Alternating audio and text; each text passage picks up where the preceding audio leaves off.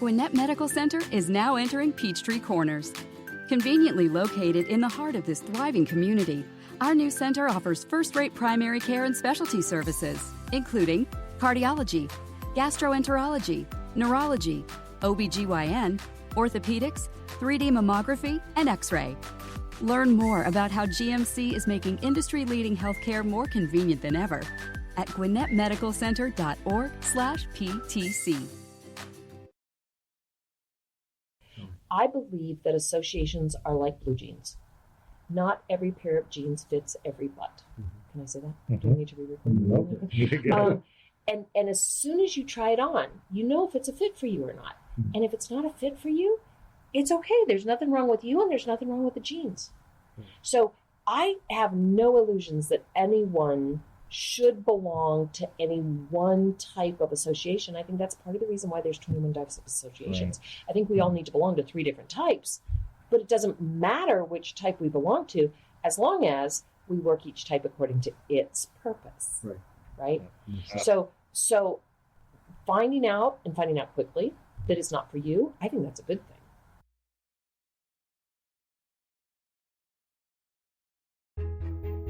You're with The Capitalist Sage, a twice-a-month podcast that seeks out entrepreneurs and experts that speak to the real-world life of doing business for their sage advice. Now, with your hosts, Karl Barham and Rico Figliolini.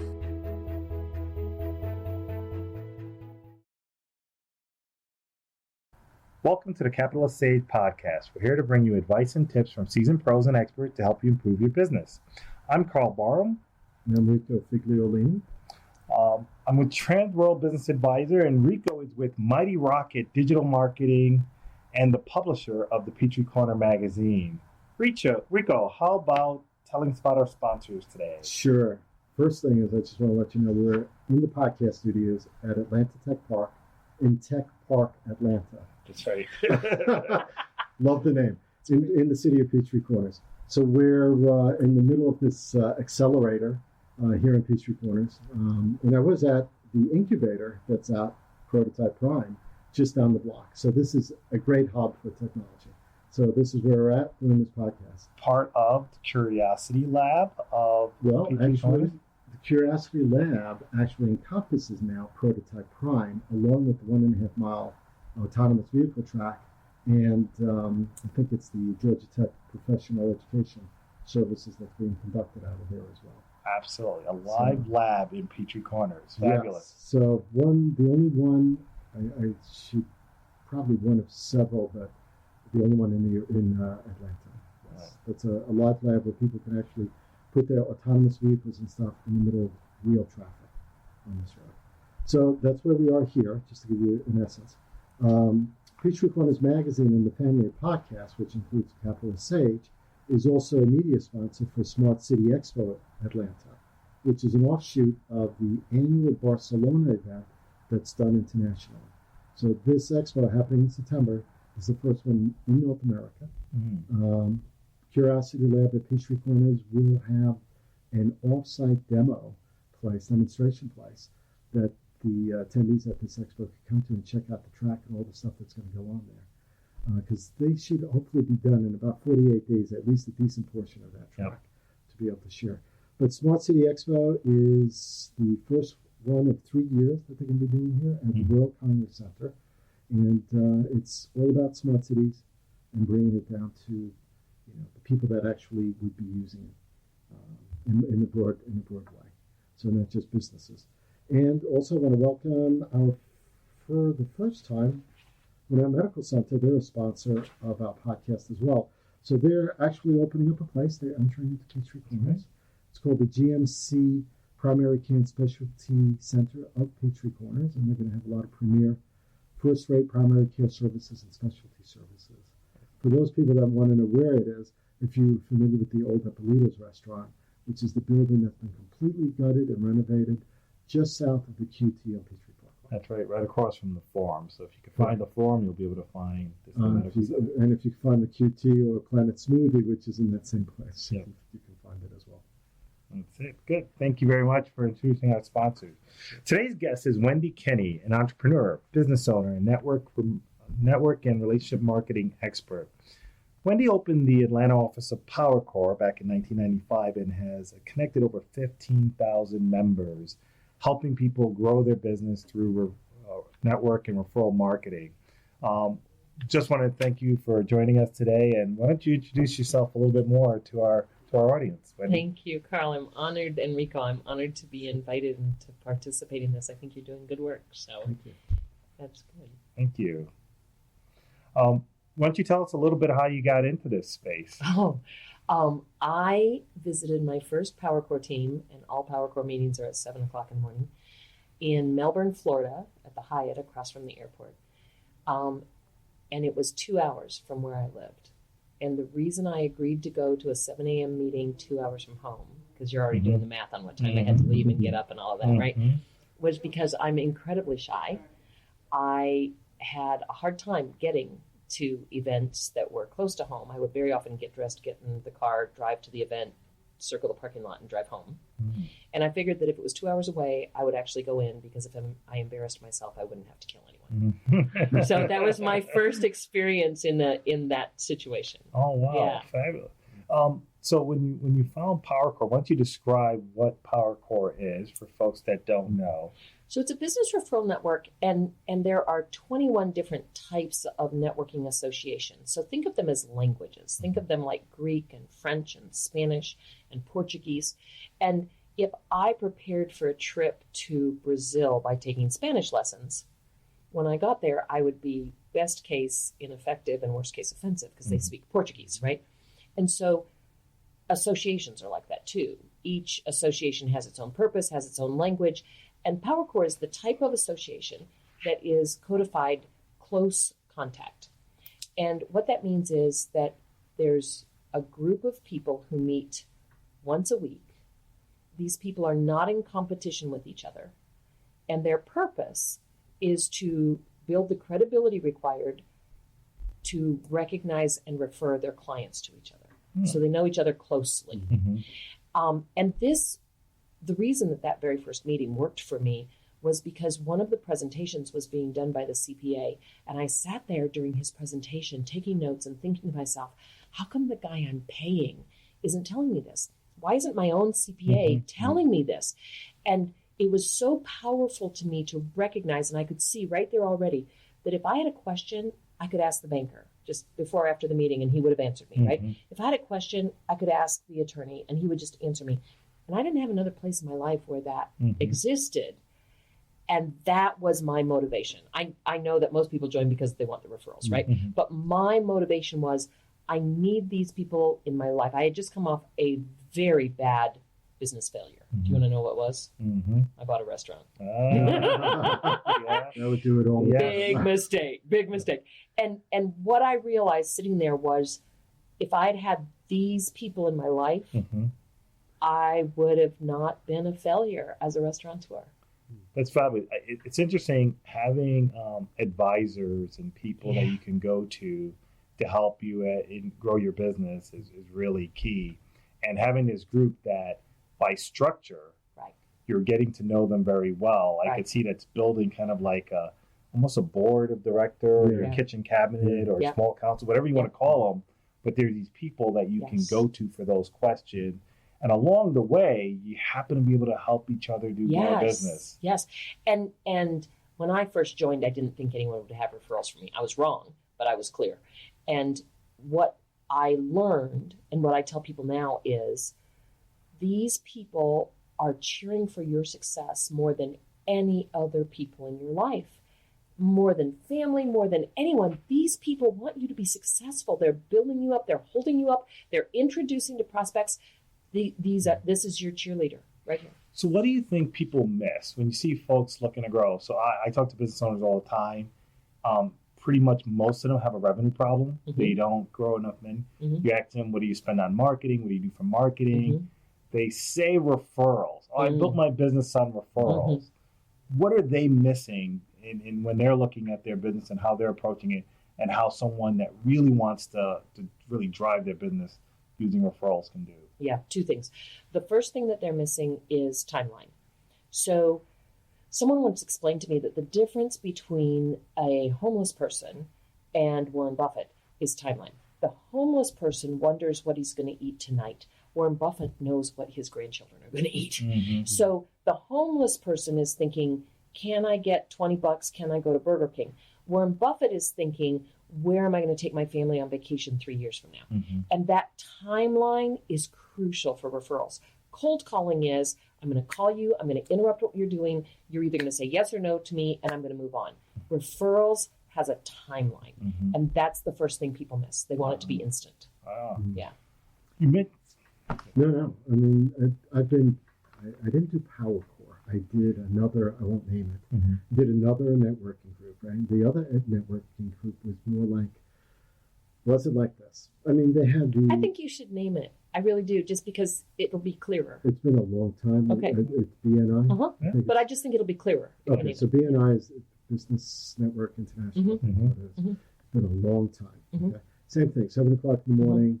We all did the 1 minute, 2 minute elevator speech. Mhm. We all had to share leads. Mhm. It was almost mandatory. It was almost like you were ashamed if you didn't do it. Mm-hmm.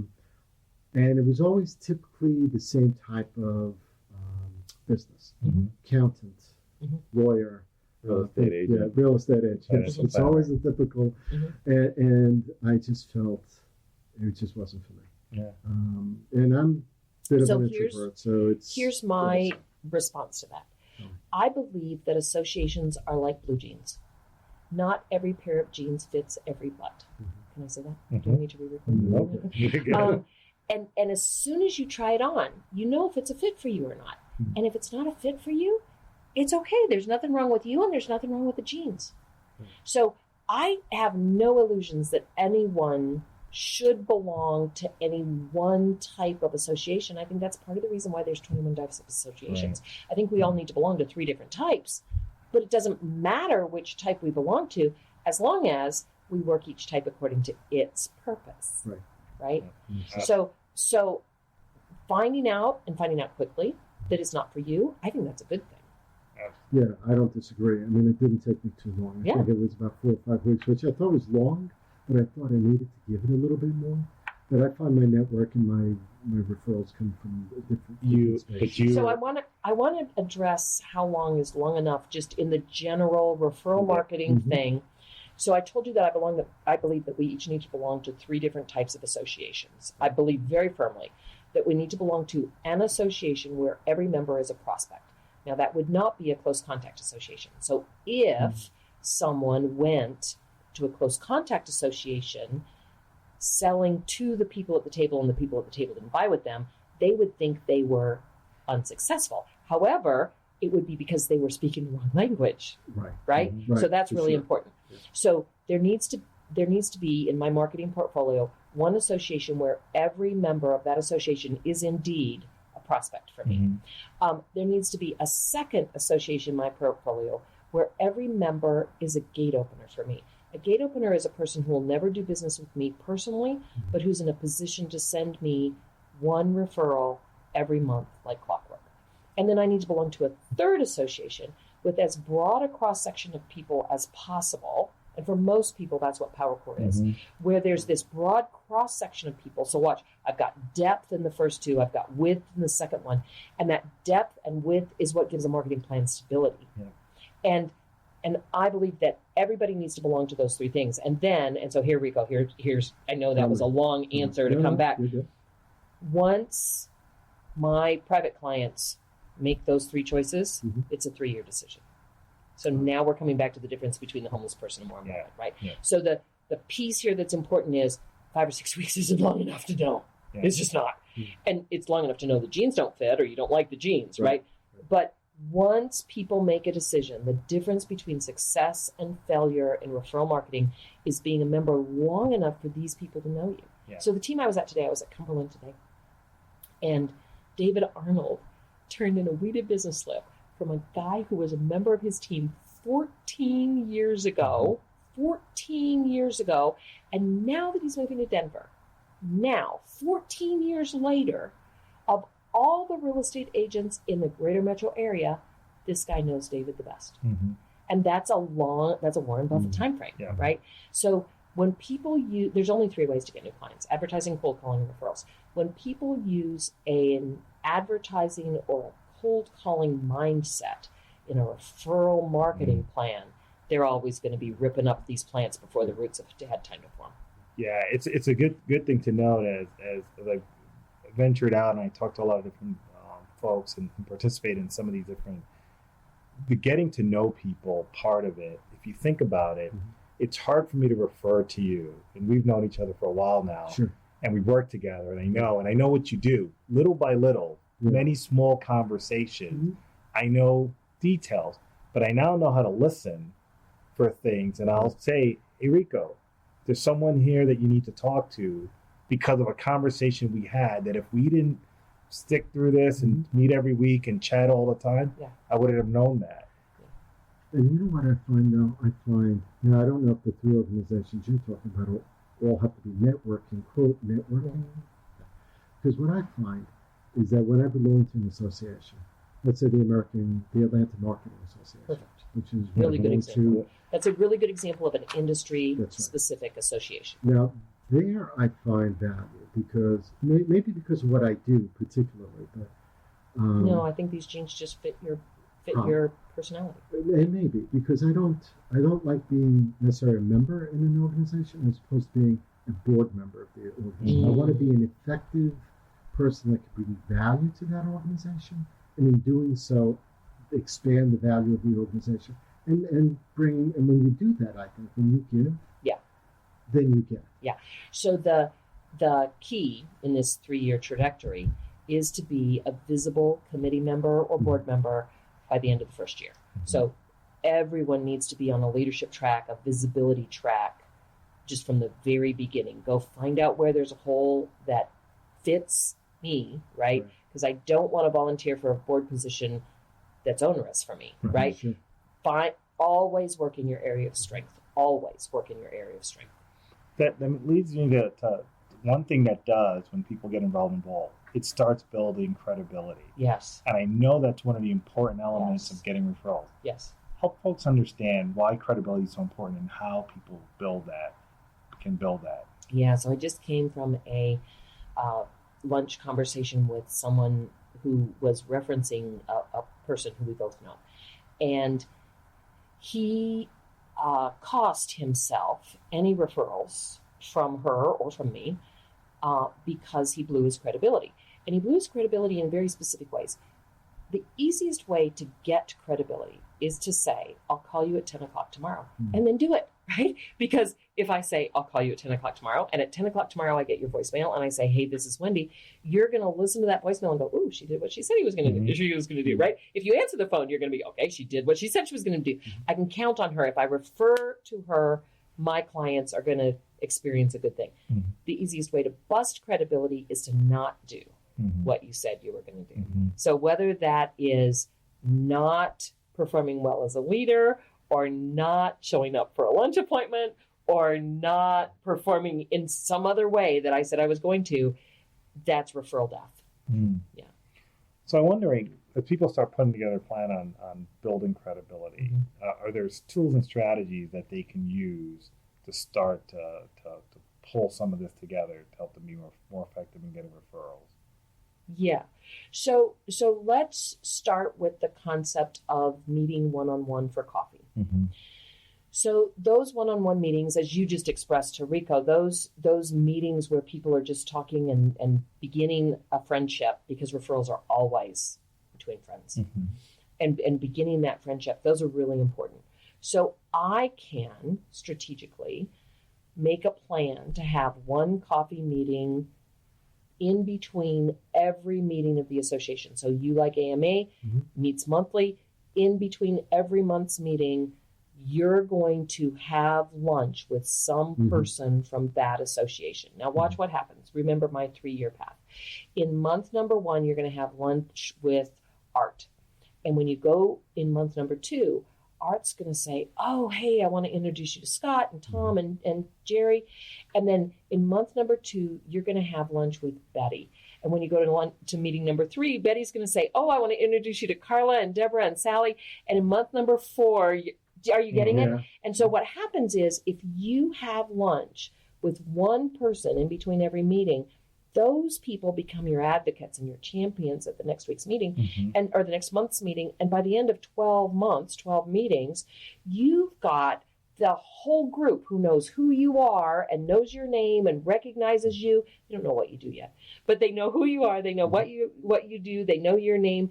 And if you saw them Friday night at pizza, they'd come up to your table and say hi. When people don't have a proactive strategy to do that, networking doesn't work for them. That's super key. I noticed that another thing as you start talking with folks, if in the closed networking kind of groups, if you're trying to sell to people, that's speaking the wrong language. It's so speaking the wrong language. So if I'm trained in sales, and I know, I don't know if you're familiar with Challenger and site-based selling, some of those kind of things. One of the key things is changing the way someone thinks, introducing new information. Right. If you're not supposed to be selling to Rico, because he's not supposed to be he's not my customer, what should I be spending my time telling Rico? Right. So the book, The Secret Life of Pronouns, is fabulous. The author is James Pennebaker. He's at University of Texas, Austin. And one of the things that he describes is how our use of pronouns affects how people react and respond to us. So the pronouns this is what we do, and you, I can help you, are sales pronouns. And neurolinguistically, they call them vertical. So these pronouns make people think, I need this, I don't need this. Yes, no, up, down, in, out. This is for me, this is not for me. These pronouns, what incredible power, stop referrals. Because when I'm speaking to Rico and I say, well, Rico, what I can do for you is, Rico either thinks, oh, I'd like that, or no, I don't. And then we're done. He's not thinking laterally, which is what neurolinguists call the pronouns I and they.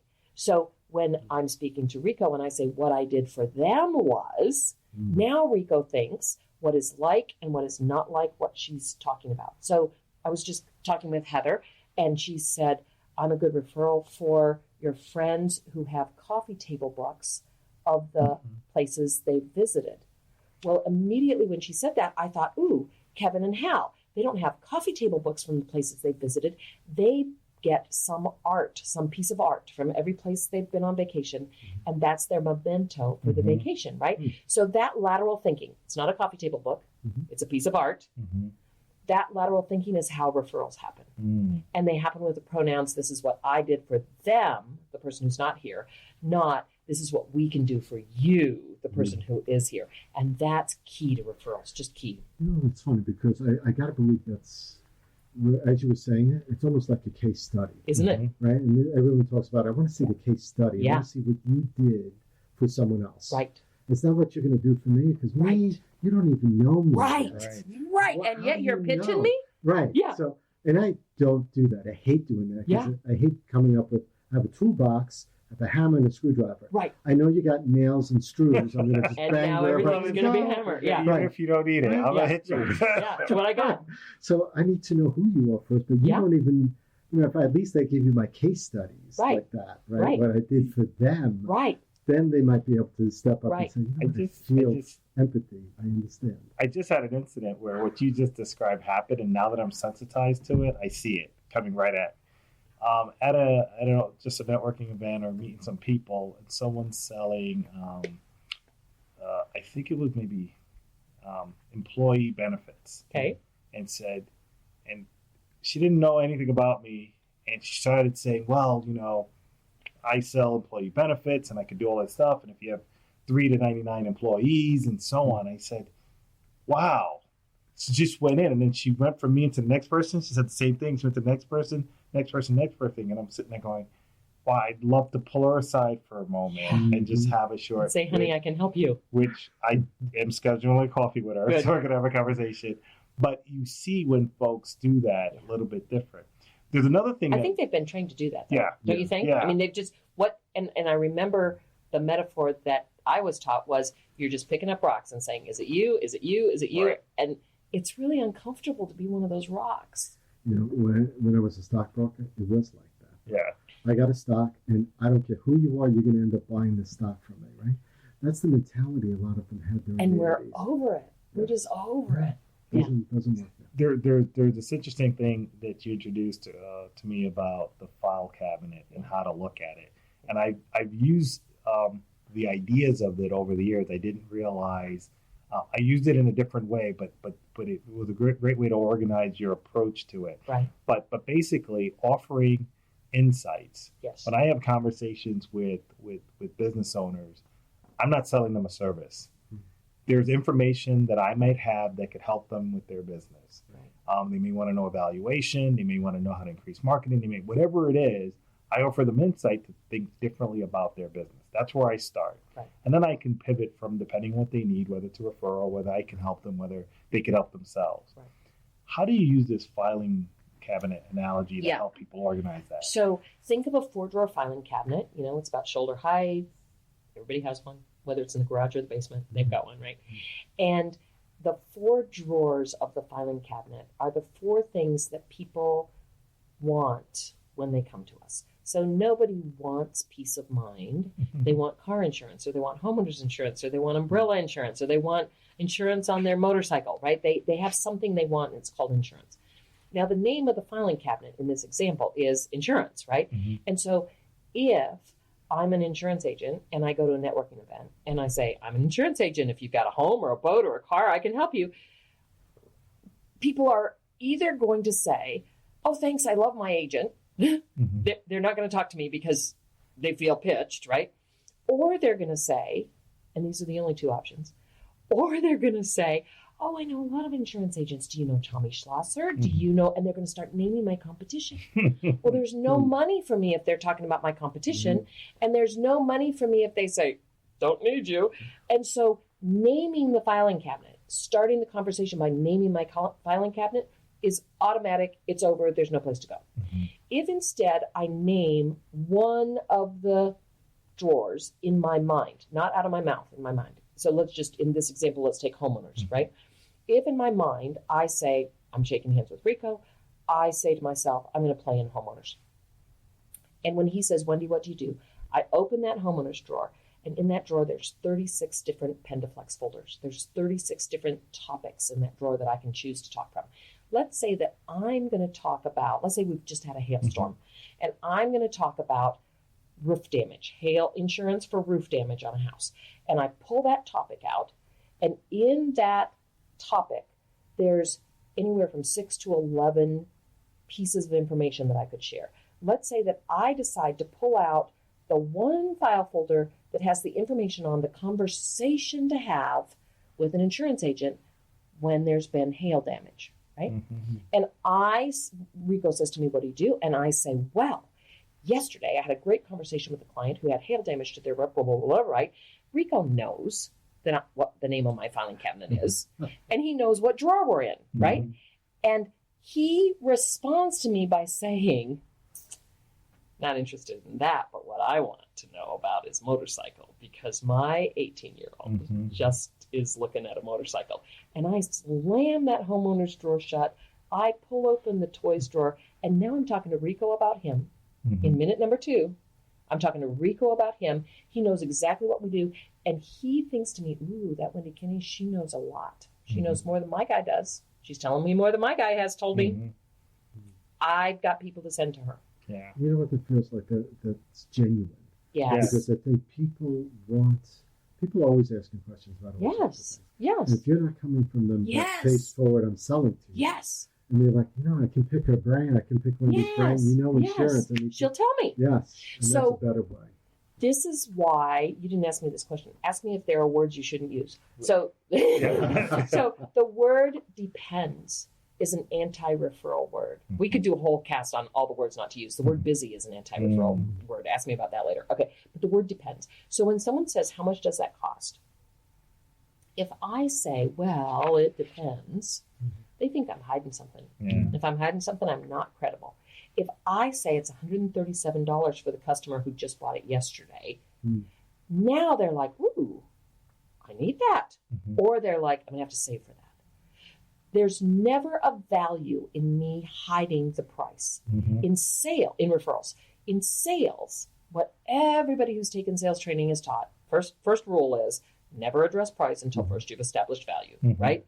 Everything about referral marketing is the opposite. So in referral marketing, the first person to talk dollars wins every single time. And our fear is that they'll think it's too expensive. You know what? If they think it's too expensive, they were never going to buy from us anyway. You're right, because that's not your quote. It's not my client. That's not my client. That's not my best client. And you qualified it though. Yes. Now, too. You said yesterday for this client it was $127 or whatever. So that doesn't mean it'll be the same for me. So qualifying it and also helps. But you don't have to qualify. There's research on this. Let's say that I say it's going to be $2,000 and you refer me to Karl. And for Karl, and you say to Karl, hey, you need to talk to Wendy. It's going to be $2,000. And for Karl, it's $2,400. Karl will think he's special. He'll think, oh, I'm better than the average bear, right? Now let's say that for Karl, it's $1,700. Karl will think he got a deal because of you. Yeah. Karl will think, ooh, there we go. He did me good, right? And he does all of that himself. We don't have to do it. So there's no downside to talking dollars if you're doing referral marketing. No downside. I love that. And I started to adopt that because now I know attorneys and so on. And I start asking what they want to know. I want to know, Fee, give me a range. Yeah, give just tell me something. Because my conversation with someone, I'm not selling them legal services. Right. They're always going to ask me about how much is that going to cost. How much should I budget for that? And so I could establish the budget between two people. Sure. And that's exactly what happened. I've got to save for that, or now I've got to rethink the investment. But I can follow that on and say, well, let's think about your situation. If you invest in this solution, $3,000, whatever it is now, what is it saving you? What other business benefits? Are you going to get to take a vacation? Whatever that benefit is, I'm talking in your language. I've almost pre-sold before I refer them to. They're going to say, well, I know you're going to be in this range, and now that makes it easier for the person you're doing, which accelerates referrals and business getting done. Yeah, there was another thing that you were addressing, Rico. I had a conversation with a woman who's an estate attorney, and her bottom line is $7,000. Now, I know another estate attorney whose average, not her cheapest, but her average is $1,500, right? So the first woman is saying to me, oh, how am I going to talk people into $7,000? You're not going to talk people into anything, right? You're not going to talk people into $1,500 or $7,000. What's going to happen is your best clients never think that $7,000 is out of line. Your best clients, and referral marketing is all about best clients. Sometimes people say that they're in a networking group for the low-hanging fruit. That is a mistake, and it's offensive. Your best clients will not be offended by your price, which is the second reason to be clear with your price so that people can select in. Her best clients don't want to pay $1,500. They want to buy a $7,000 estate plan. And the other part of that, I think, from the business side is she shouldn't want less than $7,000 because if you have to bring your price down to $1,500, no one wins on something. Nobody wins. Absolutely. That's not your price. She doesn't want to take less than $1,500. She wants to find out how to talk people who have $1,500 into spending $7,000. You can't do it. No. Instead, go networking for the people who want to spend $7,000. Yep. Perfectly. Yeah. I mean, I know we could continue to talk, and I think we're gonna love to have you back at some point and just continue the conversation because I think you've shared a lot of good nuggets. But I'm curious, what do you have going on, or there's how can people learn more about this stuff if they wanted to get it? So the PowerCore website is powercore.net, as in networking, and at the top left, there's a place where you can get the 21 types of associations. So if that is the first place that you're thinking, what are my options? Is American Marketing Association an option for me? Go get that download of the 21 types of associations. There are other places on the website where there's more information, and there's also a list there of the upcoming events. For example, in August, I'm doing a workshop on the filing cabinet. So that's something that people can look at. And if somebody wanted to visit and just, take a look at it and so on. Yeah. How many groups there are? How do they get connected and to explore if this would be a good fit for them? Yeah. So the website is powercore.net. On the top left, there's a little thing that says new to PowerCore, and they can put their information and find a team, and I'll pick up the phone and call them. or my phone number is 404-816-3377. And the process is everybody gets 2 visits, and that's just to try on the jeans and say, do they fit? Are these for me? Oh, fabulous. Yeah. I just want to thank you very much for coming out, sharing some of this knowledge. I think anyone that listens to today could take something away from it and change their approach, tweak their approach, and start seeing immediate benefit. And if they want to learn more, there's a lot of resources out there. There is BNI, there is PowerCore, but be intentional with how you use network and relationship marketing to grow your business. Yes. And there's just a lot of opportunity. So thank you today for sharing that advice with us today. We'd also like to thank Atlanta Tech Park for hosting the Capitalist Sage podcast here in Peachtree Corners. Great space for people to come, meet other entrepreneurs, other business owners. It is the hub of business in the community of Peachtree Corners and in Southwest Gwinnett. The Southwest Gwinnett Chamber of Commerce is headquartered out of here as well. And what about our other sponsors? The other sponsors include, as we said before, Gwinnett Medical Center, which is entering Peachtree Corners. And if you want to find more information, it's gwinnettmedicalcenter.org/PTC. And they're going to provide first-rate primary care and specialty services. So that's our main sponsor off there.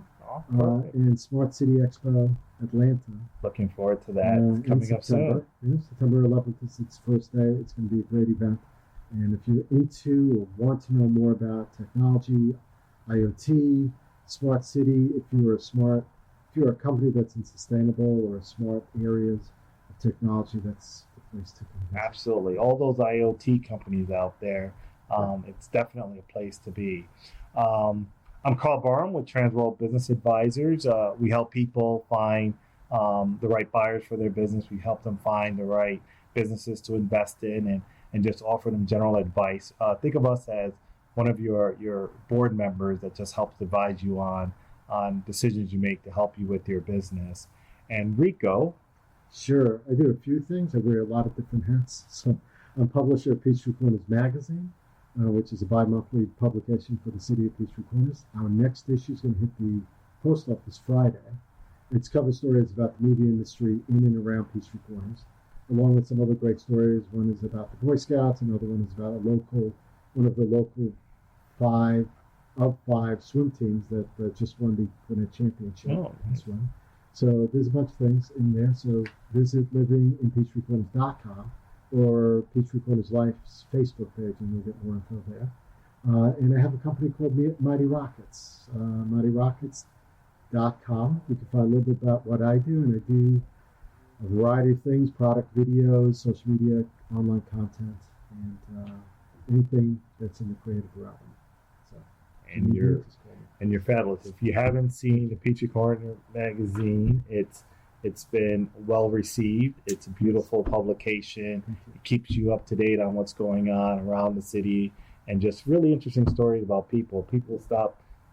They go to the internet for everything, and we have something that you could pick up and read and talk to your neighbor about. So thank you for that. A little bit more hyper-local.